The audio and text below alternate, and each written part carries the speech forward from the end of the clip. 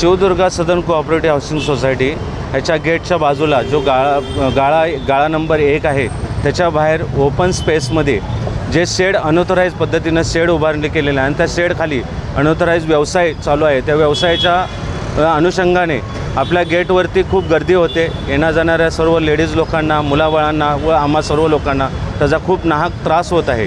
त्याच्याबद्दल त्यांचा जो नाश्त्याचा फास्टफूडचा व्यवसाय आहे, त्या फास्टफूडचे सर्व घाण सांबर चटणी पायाखाली आमच्या हमेशा येते आणि गटरामध्ये आम्ही याच्या वारंवार व्हिडिओ शूटिंग्स वगैरे पण दिलेले आहेत. कचरा हमेशा नेहमी होत आहे.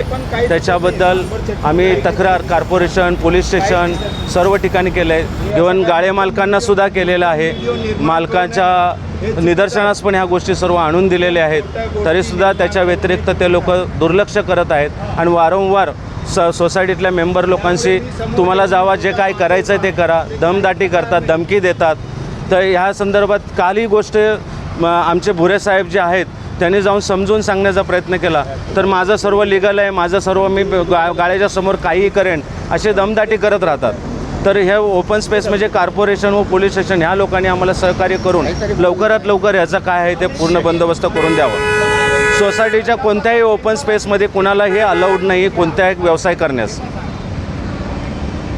काहीसुद्धा मिनटं ते सोसायटीचे तसे पाहिलं तर ते मेंबरच नाही आहेत आणि सोसायटीची कोणत्याही प्रकारे त्यांच्याकडं NOC किंवा परमिशन हे सोसायटीकडून त्यांनी कोणत्याही प्रकारे घेतलं नाही आणि सोसायटीने त्यांना कोणत्या प्रकारे असं सहकार्य केलं नाही असं होऊ शकत नाही. पण त्यांनी कोणत्याही गोष्टीची मागणी केलेली नाही आणि जोर जबरदस्तीने हे चाललेलं आहे. ते राकेश तिवारी नाम है, शिवदुर्गा सदन सोसाइटी में रहता हूँ मैं.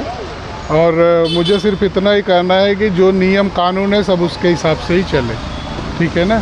नियम कानून के बाहर कोई नहीं जावे. बात यूपी का नहीं, बात भैया का नहीं, बात मराठी का नहीं, बात कानून का है. जो कानून है उसके हिसाब से चले. क्या तकलीफ है आपको यहाँ पे? तकलीफ वही जो ये लोग बता रहे वही तकलीफ है.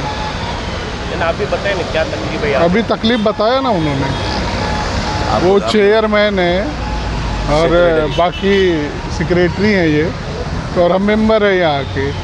तो अभी जो तकलीफ़ है उन्होंने बताया आपको. सिर्फ हमारा इतना ही कहना है कि जो कानून है सब उसके हिसाब से ही चले, ठीक है. कानून कोई नहीं तोड़े. गेट के बाहर जो व्यवसाय लगा है, शेड लगा है, वो लीगल है क्या? अभी गेट के बाहर हमारा कुछ इधर उधर नहीं होवे, बस वही बोलना है हमको.